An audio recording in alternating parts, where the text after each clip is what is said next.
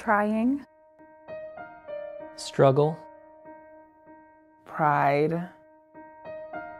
Motivational. Fulfillment. Worthwhile.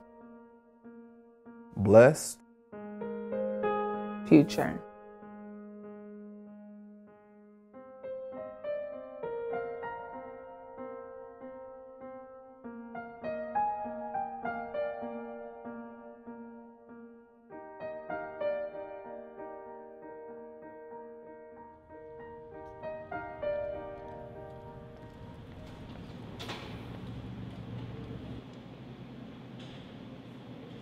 One thing that my parents always did teach me was that don't be a quitter. That's the thing that they always said, and which is ironic because they both dropped out of high school. But 2 weeks in from the date that school actually started, I hated it.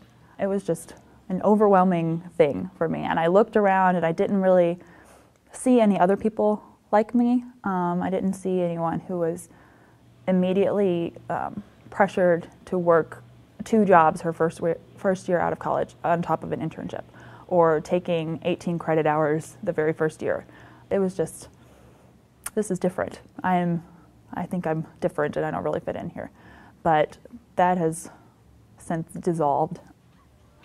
We always say in Zalma, Missouri, that the family that goes to Zalma and has kids in Zalma, their kids will then also do the same thing. So it's kind of cyclical. And when I looked at my parents when I was growing up, I knew that that wasn't a track that I really wanted for myself. I wanted more than that. College seemed to be the place where I could break that pattern, and education seemed the primary key. Lesta NewBerry, Bachelor of Arts in Liberal Studies with a minor in Media Studies and a second minor in Legal Studies.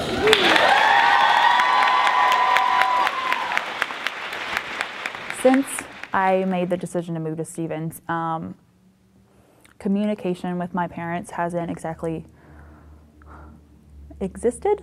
It's kind of just, I'm out here doing my own thing.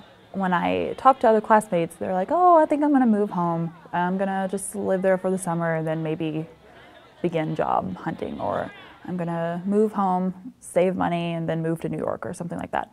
And that's something that I can't really do. That avenue has exhausted itself. His cancer was, stage 4. It was slow growing, but I think the average, I guess, lifespan after diagnosis is just a few months. But Mom managed to live 5 years with the disease, and I mean, she's the strongest person I know. And that's why I just really, really wanted to make this dream come true for her. She just really wanted to see me succeed. She knew that I had it in me, and that I could achieve something special and be the first in the family to go to college. I didn't really realize that it wasn't going to be possible probably until senior year, when I started really looking into how much college was going to cost, and not only for 1 year, but for 4 years. So, but Mom, she had a super expensive surgery, and that was the one that, I don't know an exact figure, but I know it was well 6 figures.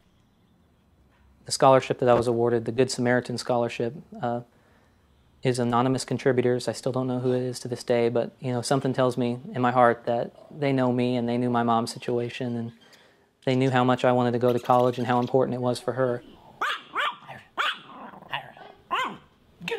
She passed away on Saturday. Classes started on that Monday, and I did not want to go to school. That was the last thing that I wanted to do. I had a talk with my dad, and he said, what would your mom want you to do? Would she want you to just, stay home all semester, stay home all week and get behind and cry your eyes out and, feel sorry for yourself? Or would she want you to go up there and do what you promised her and go to college and get a degree and, do everything that you can? So she was definitely like a conscience to me. You know, there's times where I was like, well, it'll be okay not to do this assignment. You know, I'm not really feeling well. I don't feel up to it. Just having her in the back of my mind telling me, now Jordan, is that really what you should do? So definitely just, you know, wanting to make her proud, you know, wanting to, you know, fulfill her dream. I worked primarily because I had to, that's what I had to do to pay for school. So I worked a lot. I think I would say at least my first 2 years of college, I held like a couple of jobs at once. I remember taking a class, enrolling in a class and going to it, and the professor said, if you're working and taking this class, good luck. And I said to myself, like, okay, that's, because a lot of people in the program weren't people who were working like I was. I think sometimes I felt like all of this would be so much easier if I just didn't have to work. But I don't know if I would appreciate it as much, you know, because I really worked for what I had, and it wasn't easy. So I really appreciate, you know, my experience, and, you know, to this day, and I think it helped make me the person I am. I definitely never thought I would get a master's degree. That wasn't something that I even knew was a thing, you know? Like in high school, I never knew that it was like, oh, you could get a master's degree, or you could be a doctor and you can get a PhD. I didn't know those things. And when I was applying for a master's program, I don't think my mom really got it, you know? And she really supported the idea of education. But then when we were talking like graduate degrees, that was, I think, a little, I don't want to say beyond her, because I feel like it makes her sound ignorant, but it was just past her scope. When I got that degree, I cried. I got it in the mail, and I just cried, because it was just like, it was such hard work. For me, it was just knowing my purpose. What is your purpose here? To play basketball and to be a student, you know? And if you can be responsible enough to put those two things into place, then you shouldn't have a problem. Athletes, I feel like we got it made. You know, people say, and when I say we got it made, I'm not saying teachers give us grades or none of that stuff, because that's a stereotype that you hear a lot.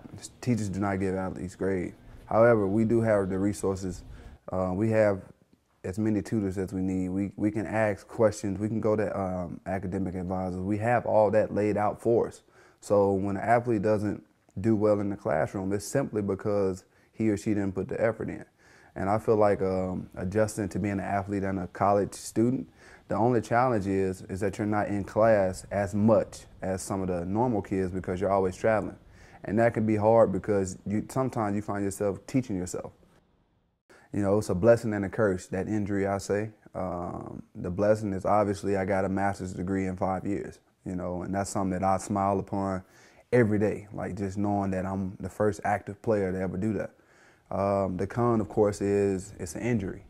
No injuries are good. And that year, it kind of opened my eyes. My fiance, who I'm about to get married to in 3 months, she was really the one that pushed me to keep pursuing that master's degree, because at that time my feelings were, you know, destroyed. The emotions were running high because of my injury. I couldn't finish my senior year, so I kind of wanted to just pace along and just not even, you know, get that degree. But she really pushed me in that regard, and it happened. You know, I'm extremely thankful and blessed and grateful for, you know, that opportunity arising.